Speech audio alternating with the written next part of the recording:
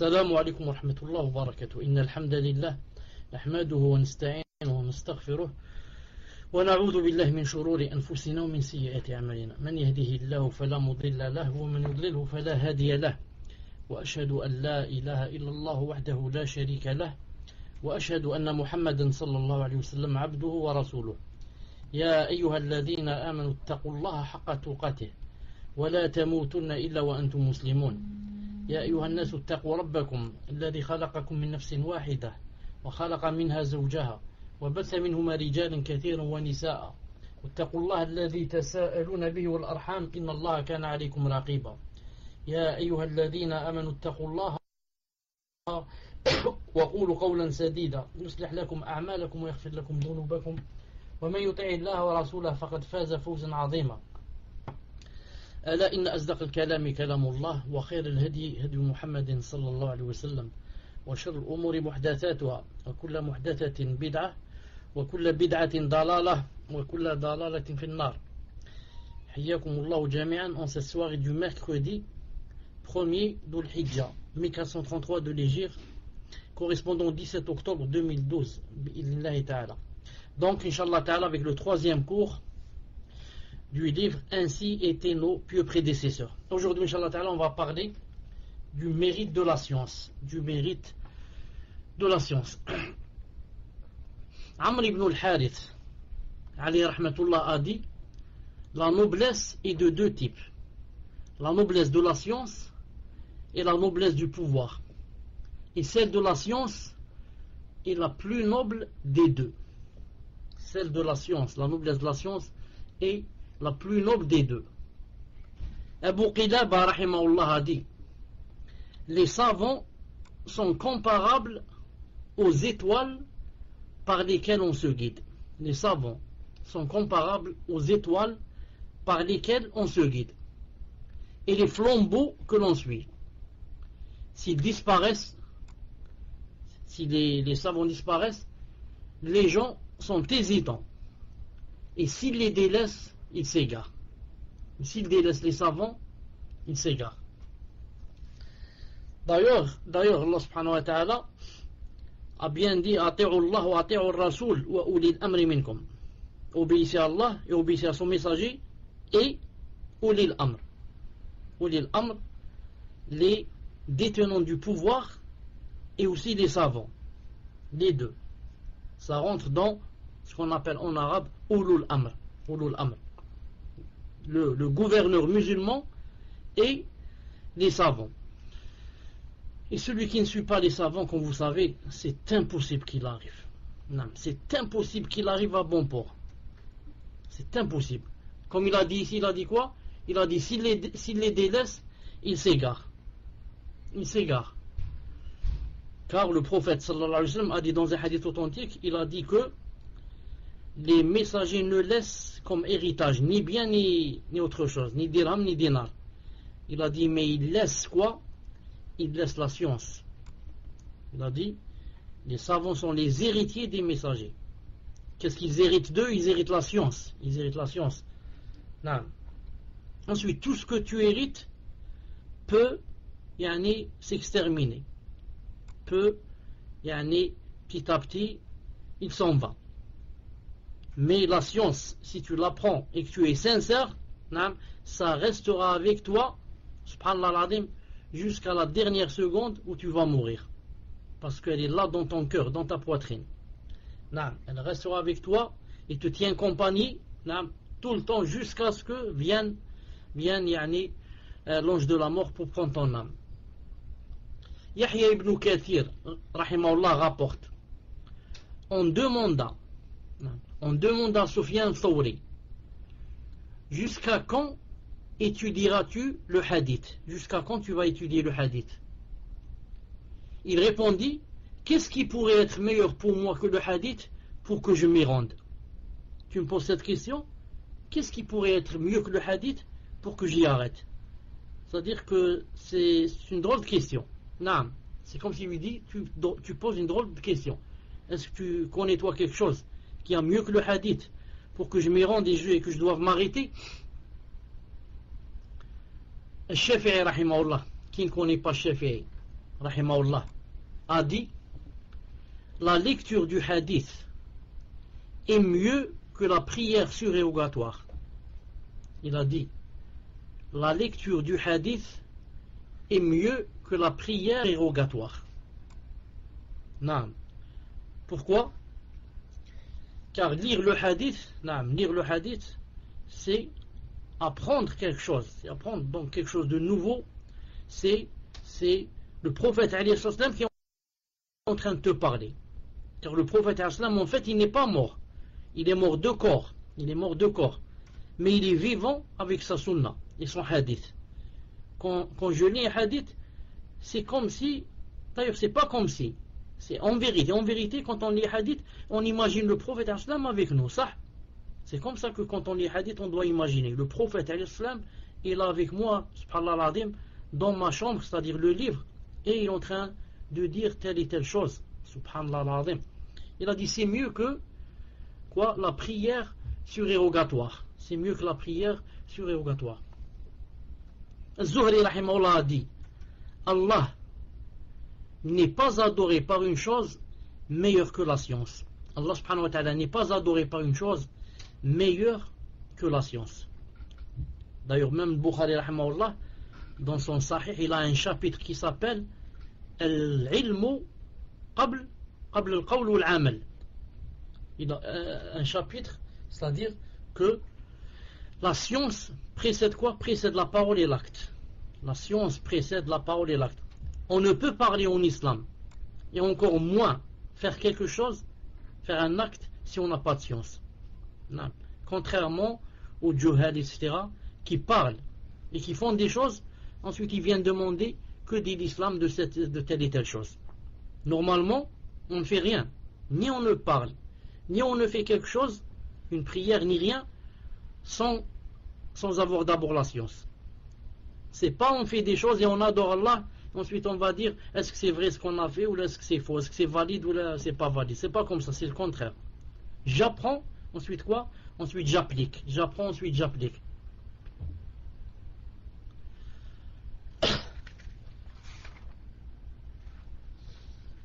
Al-Hassan rahimahullah, Hassan al-Basri rahimahullah a dit le savant est meilleur que l'ascète et l'adorateur. Le savant est meilleur que l'ascète et l'adorateur. L'ascète, vous savez, celui qui a décidé de quitter ce bas monde. Il vit par exemple enfermé dans une chambre, en train de dire subhanallah, alhamdoulilah, en train de prier, en train de ceci, de lire le Coran. Presque il a quitté, il a rompu les relations avec tout le monde. Seulement il vit pour Allah subhanahu wa ta'ala, un ascète. Et l'autre, l'adorateur. Le Hassan a dit le savant est meilleur que ces deux-là. Le savant est meilleur que ces deux-là. Ces deux-là, ils peuvent s'enfermer, etc., et faire plein de fautes. Ils peuvent avoir une aqida vraiment fausse. Et leur salat, elle peut être fausse. Pourquoi? Si elle n'est pas basée sur la science. Mais le savant, quand il dit une chose, ou bien il fait une chose, une ibada, une adoration, il l'a fait avec clairvoyance. Il l'a fait exactement comme le lui a demandé Allah subhanahu wa ta'ala ou son prophète sallallahu alayhi wa sallam. Et d'ailleurs, il y a un hadith authentique du prophète sallallahu alayhi wa sallam qui dit en ce sens, j'essaie de me rappeler le hadith, mais le hadith est authentique par Sheikh al-Albani, il dit que l'avantage du savant sur l'adorateur, il a dit, c'est comme l'avantage de la lune sur les autres astres. Non. Est-ce qu'il y a un astre qui peut égaler la lune? C'est pas possible. La lune c'est la meilleure. Comme ça dit le prophète sallam. Il a dit la même chose. Non.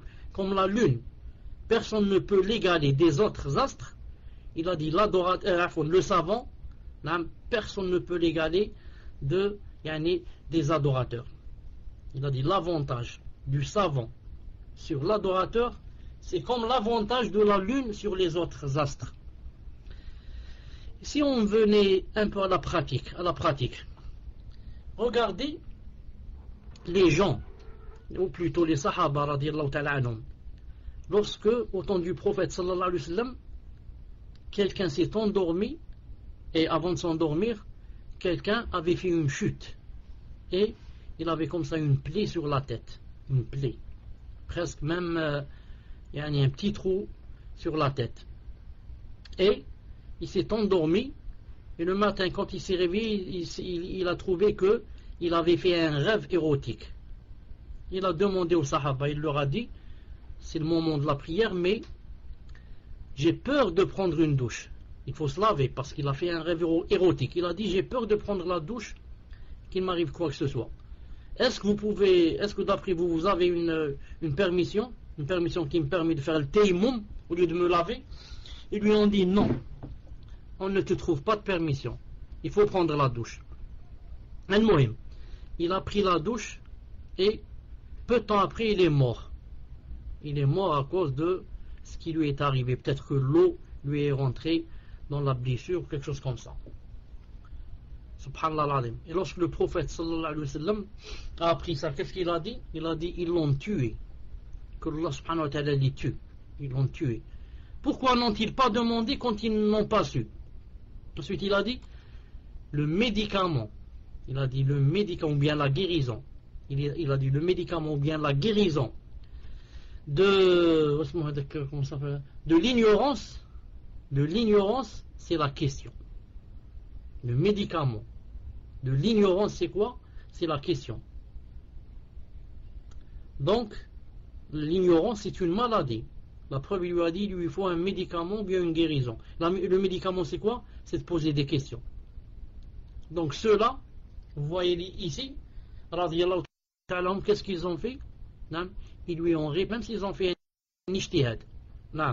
Mais, on parlait de...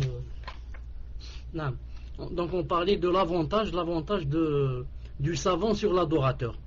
Et comment que quelqu'un qui est ignorant, comment que il fait beaucoup plus de mal que de bien. Il fait beaucoup plus de mal que de bien. Surtout par exemple, ceux qui font la da'wa.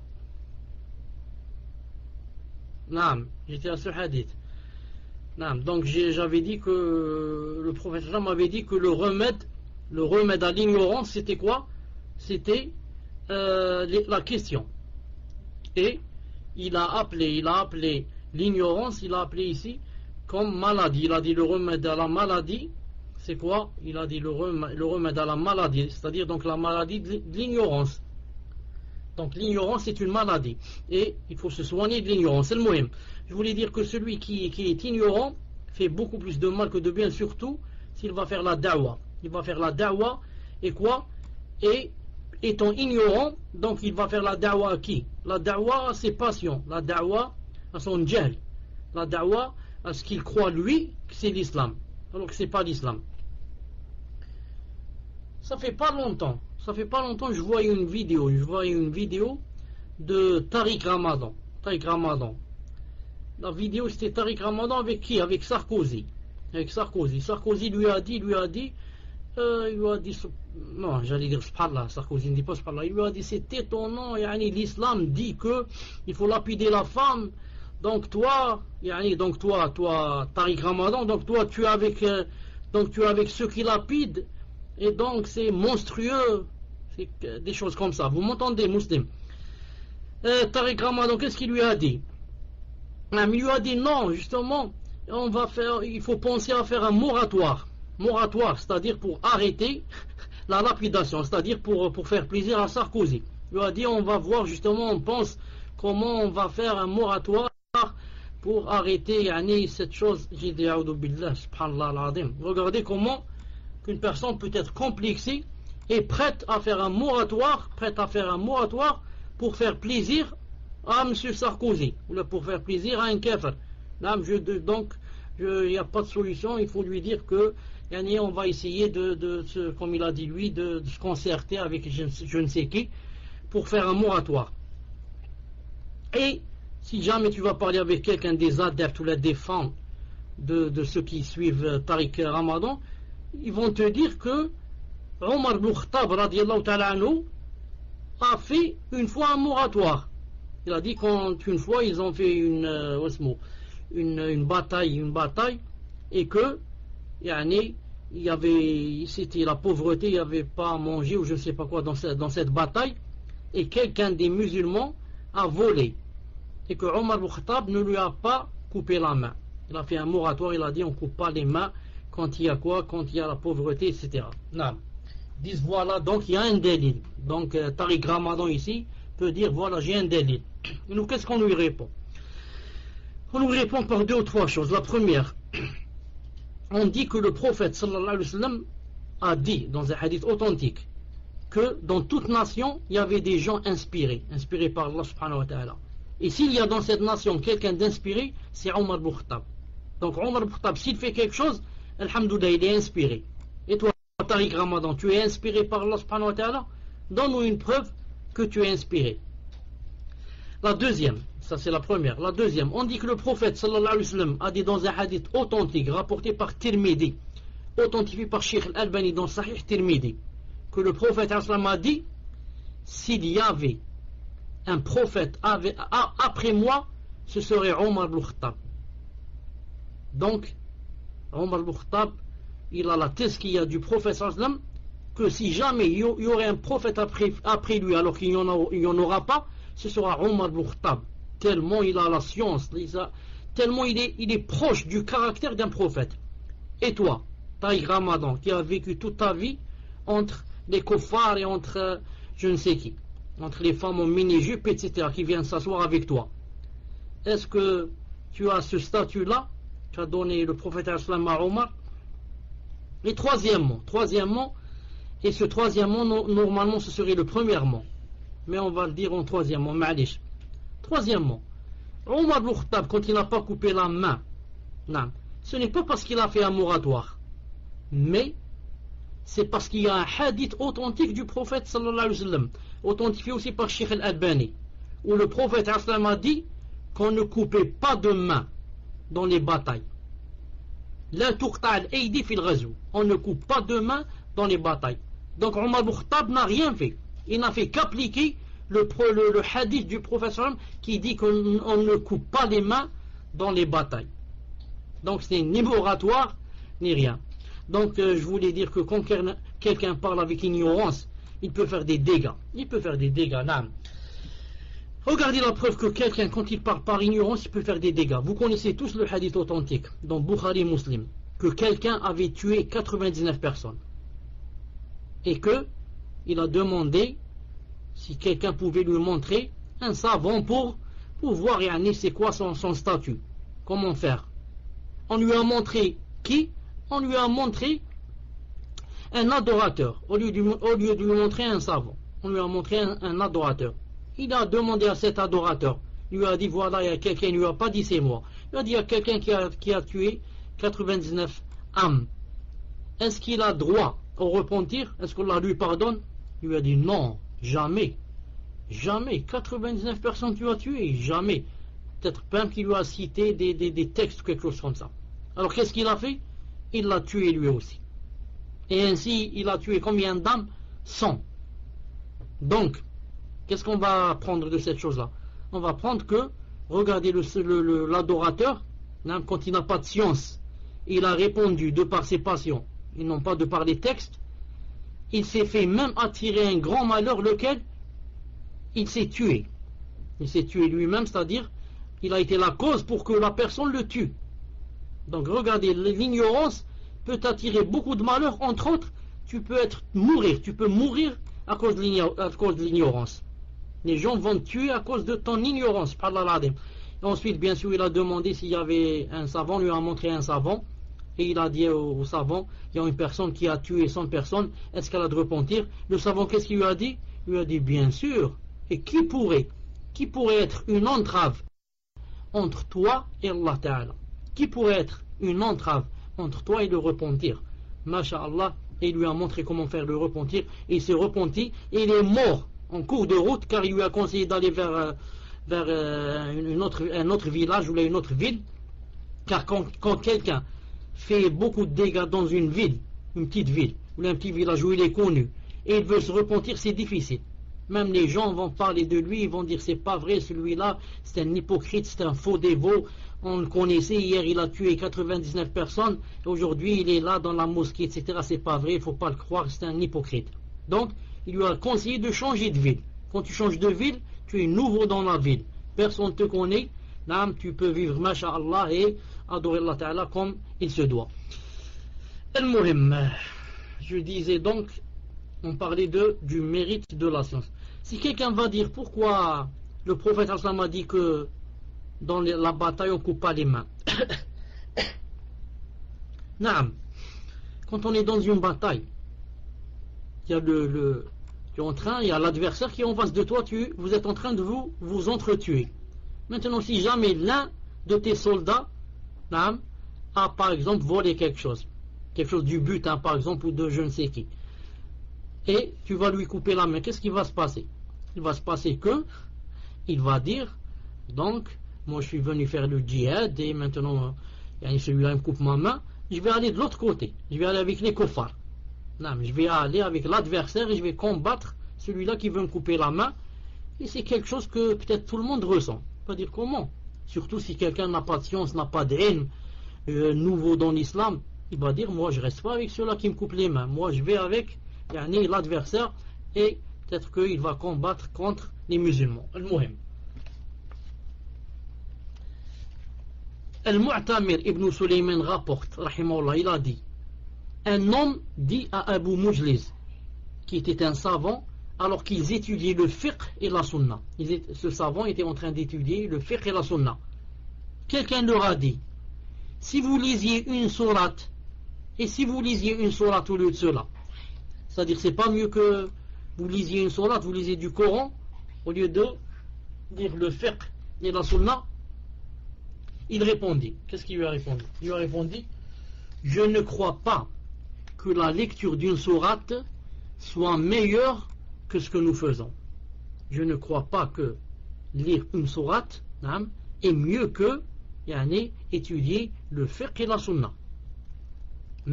En fait c'est vrai. Lire une sourate, c'est vrai que j'ai des récompenses. Chaque lettre 10 c'est plus. 10 récompenses et plus pour chaque lettre. Mais ce n'est pas n'importe qui comprend ce qu'il est en train de lire. Peut-être même que, comme dans le hadith authentique, peut-être même que ce que je vais lire va se retourner contre moi. Car je n'applique pas. Je lis que dit aux musulmans, dit aux croyants de rabaisser leurs yeux. Et moi je rabaisse pas mes yeux quand je vois les femmes passer. Mais si je suis une femme, je rabaisse pas mes yeux quand je vois un homme passer. Je vois comme ça avec plaisir, avec des tentations, avec ceci. Donc ici c'est contre moi ce que je suis en train de lire. Ça. Donc, mais par contre là, qu'est-ce que je fais? J'apprends. J'apprends le fiqh et j'apprends la science et j'avance. J'applique et j'avance. À chaque fois j'ai quelque chose de nouveau. Bi'idhnillahi ta'ala. Taïb. Ibn Sirin, rahimahullah, très connu, le tabi'i, a dit, des gens ont délaissé la science et se sont attribués des lieux, des grottes, des cavernes, je ne sais pas quoi, où ils ont accompli la prière et le jeûne jusqu'à ce que leur peau sèche sur leurs os. Jusqu'à ce que leur peau sèche sur leurs os. Puis, ils ont contredit la sunna et ont péri. Donc tout ça, c'était pour rien. S'enfermer dans une grotte ou je ne sais pas quoi, et jeûner et prier jours et nuits, mais avec ignorance. La fin, qu'est-ce qu'ils ont fait? Ils ont contredit la sunna et ont péri. Il a dit, par celui en dehors duquel il n'y a pas de divinité digne d'adoration. C'est-à-dire, il a juré par Allah que personne n'agit avec ignorance sans que ce qu'il corrompt ne soit plus grand que ce qu'il amende. Il a dit, je jure par Allah qu'il n'y a pas une personne qui agit avec ignorance que sans ce qu'elle fait de mal soit plus grand que ce qu'elle fait de bien. Naam, c'est vrai, naam, c'est vrai. Ibn Abbas, le sahabi radiyallahu ta'ala anhu, a dit, je préfère passer une partie de la nuit à étudier qu'à prier. Je préfère passer une partie de la nuit à étudier qu'à prier. Ibn Wahb rahimahullah rapporte, j'étais auprès de Malik ibn Anas rahimahullah, lorsque la prière du Dohr ou du Asr, du Asr, arriva, alors que je lui faisais la lecture et étudiais avec lui. Vous connaissez l'imam Malik, le grand savant. Non. Il a dit, j'ai alors rassemblé mes livres et je me suis levé pour accomplir la prière surrogatoire. Alors Malik me dit, que fais-tu? Il a dit, je me lève pour la prière, c'est-à-dire surrogatoire. Il lui a dit, et ton nom, c'est pourquoi tu t'es levé, ce pourquoi, je te dis une chose, ce pourquoi tu t'es levé, c'est-à-dire la prière surrogatoire, ce pourquoi tu t'es levé n'est pas meilleur que ce que tu faisais, si l'intention est sincère. Si l'intention est sincère, eh bien apprends que ce que tu faisais, ce qu'on étudie, est meilleur que quoi? Que la prière surrogatoire pour laquelle tu veux te lever. En fait, la prière surrogatoire, tout le monde peut la faire, ça. Juste un peu de volonté et je me lève, je prie 2-4 rak'at. Mais demander la science, ce n'est pas facile. S'asseoir, je ne sais combien d'années peut-être, à étudier, chez les savants, et à laisser ma femme, mes enfants, le travail, je ne sais pas quoi, à aller chez lui, mettre mes genoux devant ses genoux et apprendre.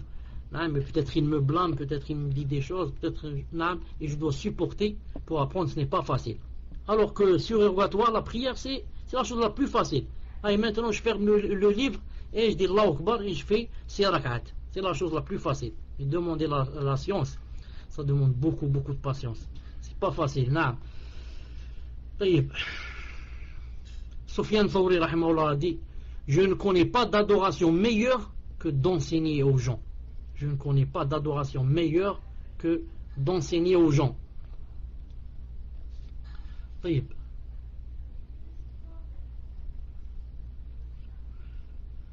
Al-Hassan al-Basri rahimahullah a dit, il a dit, une seule question de science que j'apprends m'est préférable à ce bas monde et tout ce qu'il contient.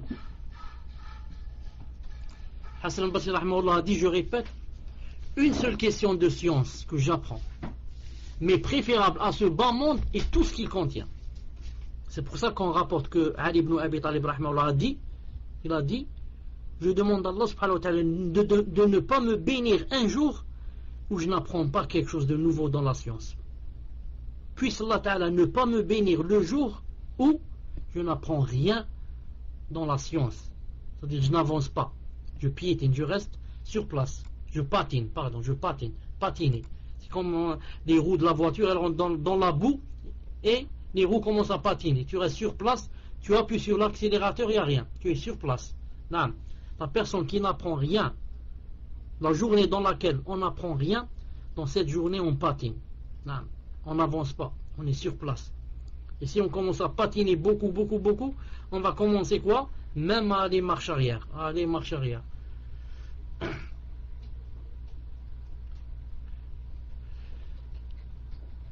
Ibn Shawdab rahimahullah rapporte, il a dit, Abu Siwar al-Adawi était dans une assise d'études. Il a cité quelqu'un des salafs, il a dit, il était dans une assise d'études. Lorsqu'un jeune qui était avec eux dit, avec ces personnes-là qui étaient en train de demander la science, un jeune alors a dit, dites Subhanallah walhamdulillah, dites gloire et louange à Allah. Il a dit à ceux-là qui étaient en train d'apprendre la science, il a dit, dites Subhanallah walhamdulillah, c'est-à-dire c'est mieux que qu'est-ce que vous faites là. Alors Abu Siwar se mit en colère, il lui dit, malheur à toi, faisions-nous autre chose que ce que tu dis, tu nous demandes de dire Subhanallah alhamdulillah, et nous on faisait autre chose. On faisait autre chose en apprenant la science. Qu'est-ce qu'on est en train de dire? Nous aussi, en apprenant la science, on est en train de louer Allah subhanahu wa ta'ala et de le glorifier. Et même mieux que toi en disant cette phrase. Car cette phrase, tout le monde peut la dire. Qui ne peut pas dire subhanallah alhamdulillah? Alhamdulillah, subhanallah, alhamdulillah, subhanallah. C'est bien, on a des ajr, etc. Mais c'est mieux que celui qui demande la science. Dalil, la preuve. Tous les ignorants du monde peuvent dire subhanallah, alhamdulillah. Mais est-ce qu'ils peuvent demander la science? Est-ce qu'ils peuvent devenir savants? Ils peuvent devenir des talibouines? Ils ne peuvent pas. Non.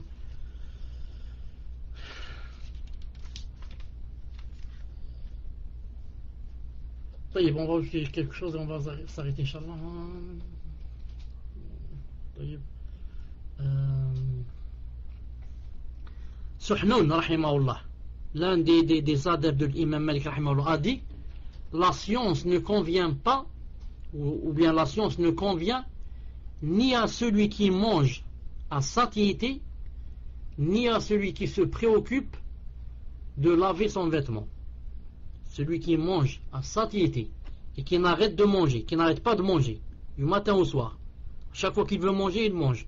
Tout ce qu'il veut manger, il le mange. Celui-là, ou bien celui qui passe son temps à laver ses vêtements, il a dit: celui-là, la science ne lui convient pas. La science ne lui convient pas. Dire donc c'est interdit de laver ses vêtements. C'est pas interdit de laver ses vêtements, ni de laver son corps pour être propre. On parle de celui qui passe son temps en ces choses-là. Comme il n'est pas interdit de manger, ni de manger c'est les choses qui te plaisent, qui sont bonnes. Mais on parle de celui qui passe son temps à manger au lieu de passer son temps à étudier. Ou bien celui qui passe son temps à quoi? À s'occuper de son corps et de ses vêtements. Qu'est-ce qu'il doit acheter, qu'est-ce qu'il doit mettre ce soir, qu'est-ce qu'il va mettre demain, qu'est-ce qu'il va mettre dans ce mariage, du matin au soir à parler de ça. Non. C'est pour ça qu'une fois que Abu Huraira radiyallahu ta'ala a dit une chose, le hadith se trouve dans Sahih al-Bukhari, et l'a entendu Aïcha et Abdullah ibn Omar radiyallahu ta'ala anhuma, et ils ont dit que Abu Huraira, il commence à exagérer, il dit des choses qu'on n'a jamais entendues, car vous savez que Aïcha était très proche du prophète sallallahu alayhi wa sallam, et que Abdullah ibn Omar très connu pour être très proche de la sunna. Ils ont dit: comment ça, yani, Abu Huraira dit des choses que vraiment on n'a pas entendues. Abu Huraira, qu'est-ce qu'il a répondu? Le hadith il est dans Sahih Bukhari. Il a répondu à Aïcha radiyallahu ta'ala anha en disant que moi, il a dit comme ça: je ne passe pas mon temps. Bon, peut-être qu'il n'a pas dit comme ça directement à Aïcha, mais il parlait d'elle. Il a dit: moi, je ne passe pas mon temps en face de la glace, c'est-à-dire du miroir, avec, il a dit, le mukhula. Le mukhula, c'est comme ça un petit bâton avec lequel autrefois les femmes mettaient du noir dans leurs yeux. Ni je passe mon temps dans les marchés. À faire quoi? À faire acheter des choses et à vendre, disons, acheter à vendre. Non, ça s'appelle safqa en arabe. Donc il a dit: moi, je passe mon temps, comme dans un hadith authentique, il a dit, avec un caillou que je colle sur mon ventre, comme ça quand j'ai faim, je bloque mes intestins. Je bloque mon ventre, comme ça il ne demande pas à manger, il y a un gros caillou sur mon ventre. Et je suis tout le temps collé au prophète sallallahu alayhi wa sallam. Que des fois ça lui arrivait de tomber par terre, presque évanoui de faim. Voilà pourquoi il est devenu qui? Il est devenu l'un des grands rapporteurs du hadith, si ce n'est pas le plus grand, parmi les sahaba radiyallahu ta'ala anhum. Non, c'est pas d'un restaurant à l'autre. Donc je vais manger là, ensuite je vais là-bas, ensuite je vais là-bas, je vais acheter un sandwich, je vais ceci, cela, et il n'arrête pas de manger. Peut-être tu prends des heures à manger, alors que tu aurais, pendant ces heures-là, tu aurais appris je ne sais pas combien de choses dans ta vie. طيب.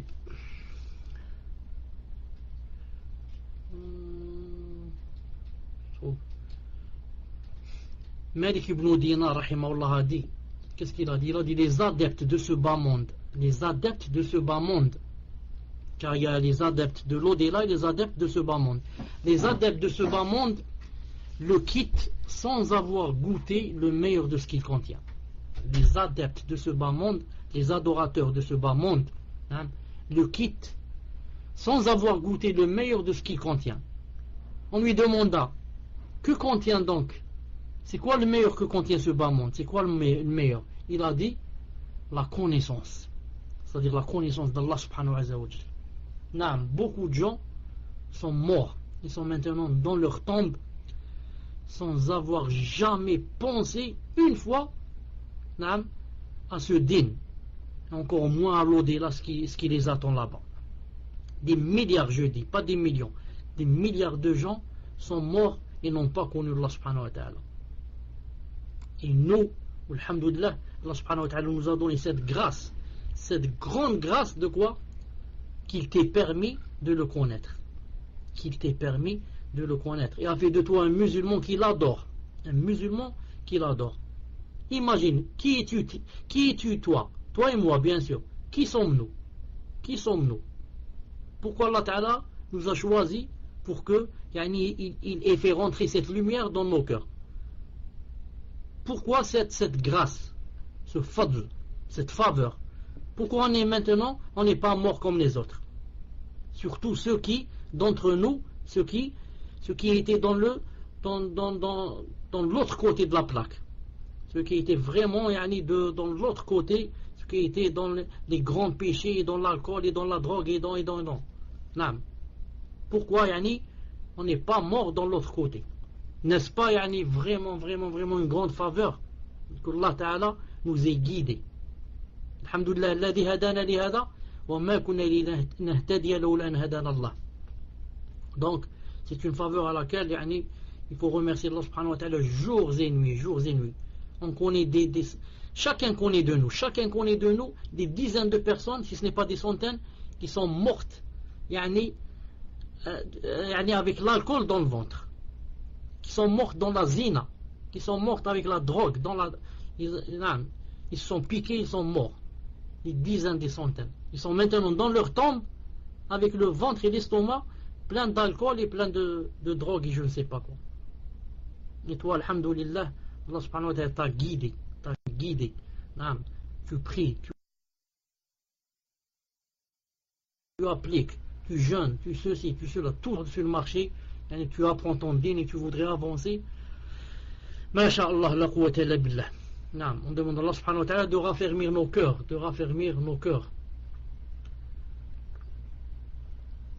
On demanda à Ibn Khuzayma rahimahullah, on lui demanda d'où est venue cette science, la science que tu as, d'où elle est venue. Il a dit, le prophète sallallahu alayhi wa sallam a dit, l'eau de Zamzam sert à ce qu'elle est bu. L'eau de Zamzam sert à ce pourquoi elle est bu. Et lorsque je l'ai bu, j'ai demandé à Allah une science utile. En fait, le prophète sallam a dit que l'eau de Zamzam, c'est d'après la niya avec laquelle tu vas la boire. Tu la bois pour guérison, là te guérit. Tu la bois pour que Allah Ta'ala te donne la science, il te la donne si tu es sincère. Tu la bois pour que Allah subhanahu wa ta'ala te donne de sa grâce, il te la donne si tu es sincère. Et comme ça. Cette personne a dit, moi en la buvant, j'ai demandé à Allah subhanahu wa ta'ala une science utile. Là je rapporte, entre parenthèses, j'ouvre une parenthèse, il y a un hadith très connu de Abdullah ibn Abbas, que comme quoi, quand on va boire cette eau, on dit Allahumma as'aluka ilman nafi'a wa rizqan wasi'a wa amalan mutaqabbala ou quelque chose comme ça, mais le hadith est daif, le hadith est faible. C'est pour ça que l'avis le plus juste, c'est que quand on boit cette eau, la niya, si on demande à Allah Ta'ala des choses, c'est au niveau du cœur. C'est-à-dire il n'y a pas des doigts comme ça qu'on dit en bougeant les lèvres, mais avec ce que tu as dans le cœur comme niya, pourquoi tu veux boire cette eau. Donc fais la niya dans le cœur et bois-la bi'idhnillahi ta'ala. Plutôt c'est lui qui a dit dont on ait besoin sans que cela ne se trouve dans le Coran et la Sunna. On lui demanda, est-il possible de connaître tout cela? Il répondit oui. C'est-à-dire le Bukhari a dit, il n'y a rien dont la personne n'ait besoin sans qu'elle ne se trouve dans le Coran et de la Sunna. C'est vrai, Allah Ta'ala dit dans le Coran, il a dit, je n'ai rien laissé dans le Coran sans qu'il n'y s'y trouve. Il n'y a aucune chose que tu as besoin dans ce din qu'elle ne se trouve pas dans le Coran. Mieux encore, même dans la dunya. Il n'y a pas une chose que tu as besoin dans cette dunya sans qu'elle ne soit dans le Coran ou dans la Sunna. D'ailleurs, même Allah subhanahu wa ta'ala a dit dans le Coran, Parce que quelqu'un a dit une fois, c'est un savant. Je crois que c'est Abdullah ibn Abbas, je crois, c'est un savant. On lui, ou bien Abdullah ibn Mas'oud, ou bien l'un des salafs. On lui a dit que tu dis que tout ce qu'il y a yani, dans cette vie, ou là, il y a dans le Coran, il a dit oui. Non. Même les exemples qu'il y a, les paraboles qu'il y a chez les Arabes, etc., il a dit ça se trouve dans le Coran. Il a cité le verset qui dit, un verset où Allah subhanahu wa ta'ala a dit, ils ne t'apporteront aucune parabole sans que nous ne t'apportions la vérité avec la meilleure interprétation. C'est-à-dire en arabe, وَلَا يَأْتُونَكَ بِمَثَلٍ إِلَّا جِئْنَكَ بِالْحَقِّ وَأَحْسَنَ. Ils ne t'apporteront aucune parabole sans que nous t'apportions la vérité avec la meilleure interprétation. C'est pour ça que, par exemple, parler, il l'a renié. Pourquoi? Parce qu'il ne connaît pas la chose. Non, c'est quand quelqu'un, par exemple, ne connaît pas l'islam, il va dire c'est quoi cet islam? Non, il le renie, il le dément.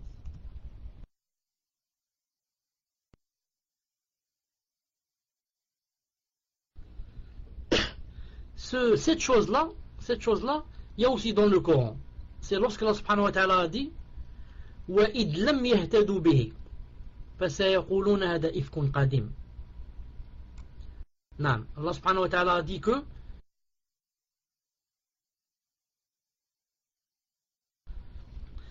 il a dit, et comme ils n'ont pu être guidés par lui, c'est-à-dire le Coran, alors ils vont dire ce n'est qu'un vieux mensonge. Ce n'est qu'un vieux mensonge. Regardez, celui qui ne connaît pas une chose, non, il ne lui donne pas sa valeur, il la dément. Le Coran, ils n'ont pas pu être guidés par lui. Ils ne l'ont pas lu, ils n'ont rien, donc ils n'ont pas été guidés par lui. Alors qu'est-ce qu'ils disent? Ils disent c'est un vieux mensonge. Le Coran, c'est un vieux mensonge. C'est un mensonge sur mensonge. Non. Il y a par exemple une parabole très connue chez les Arabes où ils disent ma'zatun walau tarat. Ma'zatun walau tarat, ça veut dire en français à peu près, hein, ça veut dire c'est une chèvre même si elle s'envole. C'est une chèvre même si elle s'envole. Qu'est-ce que ça veut dire ça, c'est une chèvre même si elle s'envole? On parle d'une personne qui a, comme on dit, la tête dure. Tu lui montres la chose, elle est noire, il te dit non, elle est blanche. Tu lui dis regarde, tu vois bien qu'elle est noire. Il te dit non, elle est blanche. Subhanallah, il a la tête dure. D'où ils ont pris cette parabole? Il a dit non, c'est une chèvre.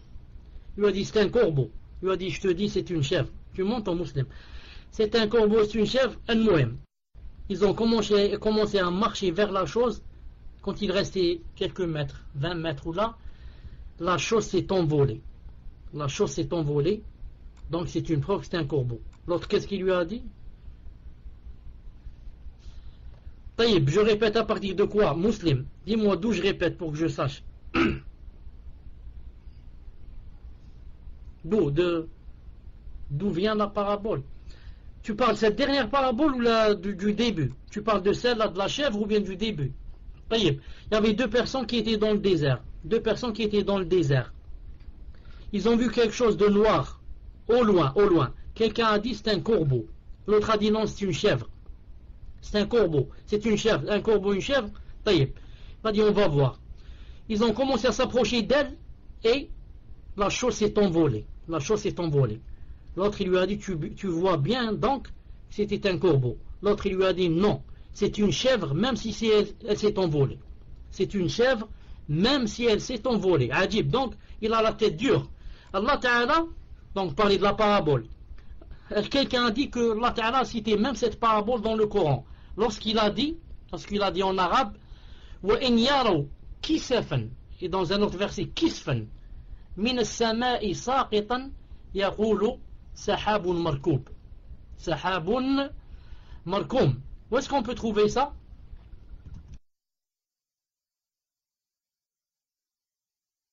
Regardez ce verset où Allah Ta'ala a dit et s'ils voient tomber des fragments du ciel, ils disent ce sont des nuages superposés. C'est à peu près la même parabole. Des fragments qui tombent, des rochers qui tombent du ciel. Il y a aussi une autre parabole très connue chez les Arabes qui disent que celui qui celui qui creuse un trou pour son frère, il tombe dedans. Celui qui creuse un trou pour son frère, il tombe dedans. C'est-à-dire que, en ce sens que celui qui fait une ruse ou là un stratagème à son frère, c'est lui qui tombe dedans. Ça aussi c'est cité à peu près dans le Coran où Allah subhanahu wa ta'ala a dit وَلَا يَحِيقُ الْمَكْرُ السَّيِّئُ إِلَّا بِأَهْلِهِ وَلَا يَحِيقُ الْمَكْرُ السَّيِّئُ إِلَّا بِأَهْلِهِ. À peu près ça donne ça en français.